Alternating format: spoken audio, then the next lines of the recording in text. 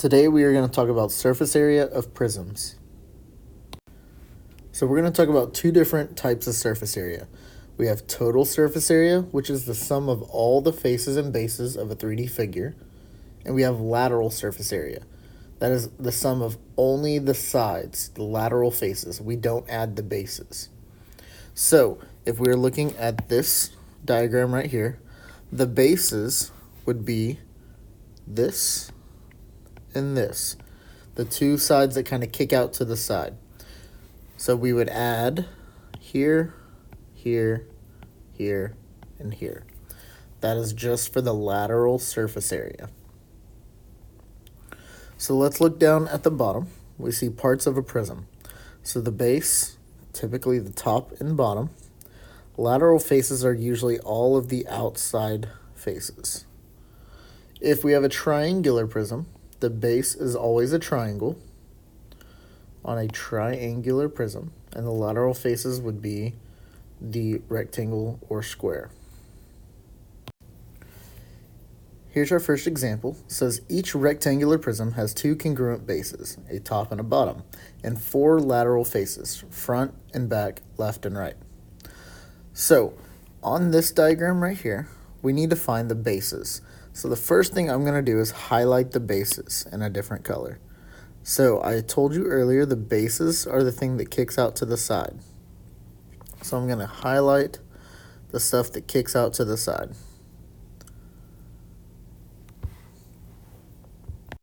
Now I like to go through and try to figure out all the different lengths and sides of every shape. That way when I start doing my work, it's much easier.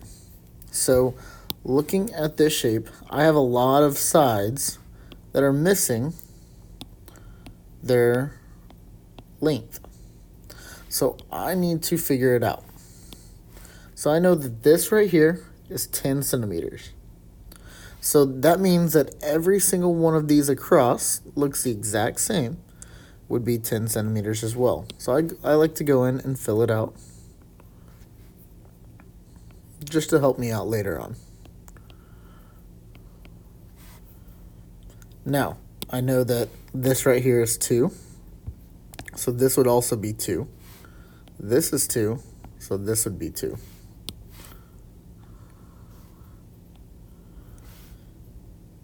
Now, some of y'all may be wondering, this side doesn't really have a length. But if we were to fold this box up here and here, this side and this side would be touching, so they have the same length. Now, we have this length right here is 5, so this length would also have to be 5. So the length across from it would be 5, and the bottom one would also be 5. Now, this length right here is 5, so this one down here would also be 5. Now we are set up and ready to do all the different areas. Now, the first one I'm going to look at is just the base. Okay, so the base is what I highlighted earlier. It's the thing that's kicked out to the side, here and here. So when I do that, it's a rectangle, so I do base times height. So that's 5 times 2. And I get 10. So I'm going to write that nice and big in there. Get 10. Now I need to do the other one, which is the same thing, 5 times 2. And I get 10. So I'm going to write that inside the shape. Now I'm going to do the lateral faces. The lateral faces, again, are what makes up the outside of the box. It's right here in this area, these 4 different shapes. So I'm going to start left to right. So I do the height times the base. So that's 10 times 2. And that would be 20. So I'll write that inside the shape. Now I'm going to do the next one in order, which is right here. So I'm going to do height times base. So it'd be 10 times 5. And that equals 50. Write that inside the shape. Now I need to do the next one right here. 10 times 2, and that's 20.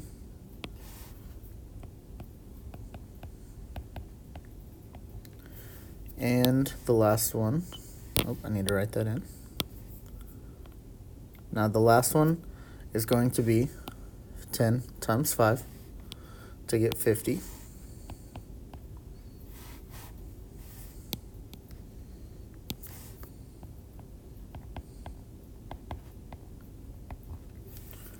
And I'm going to write it inside the shape. Now I need to add together all the bases up top right here. So 10 plus 10 gives me 20. Now I need to add up all the lateral faces right here. So I'm going to connect 50 and 50 is 100. 120 is 120. 120 and 20 is 140. So down here at the bottom, I get 140. For the total surface area, that means everything added together, I need to add my bases and my faces. So 140 plus 20 would give me 160. Now, since this is area still, it would be cm squared. We need to make sure, since it's area, that we add the unit of measure squared. Now, if we were going to find the lateral surface area,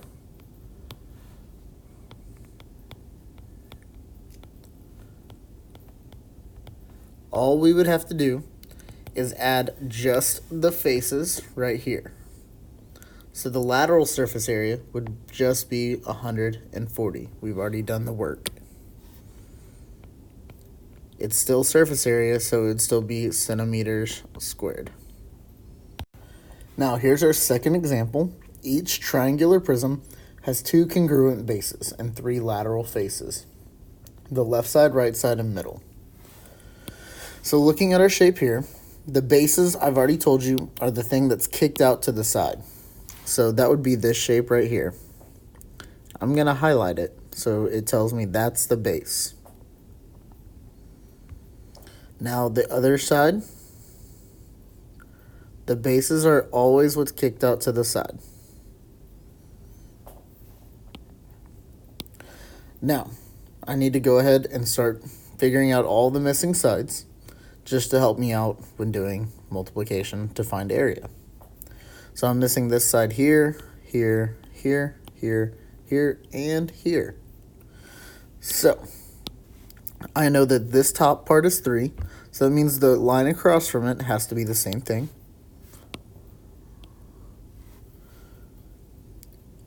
Let's see now. I'm missing this side right here. So that means this, this, and this would all be the same. So this would be 3, 3, 3.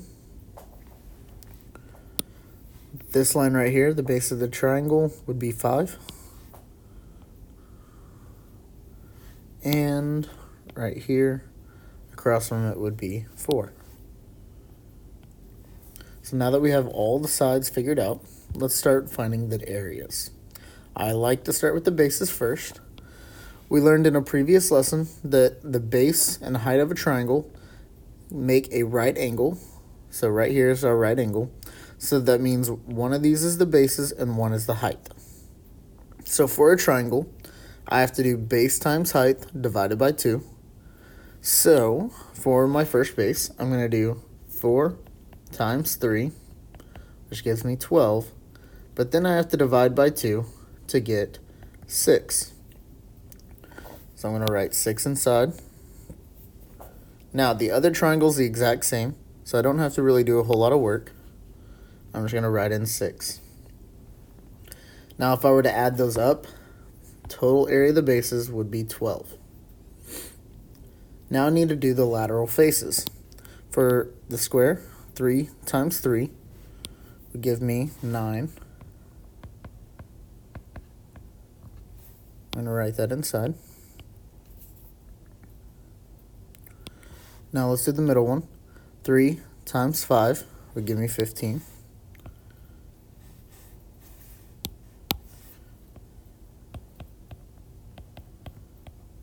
going to write it back inside the shape. And the last one, 3 times 4, would give me 12.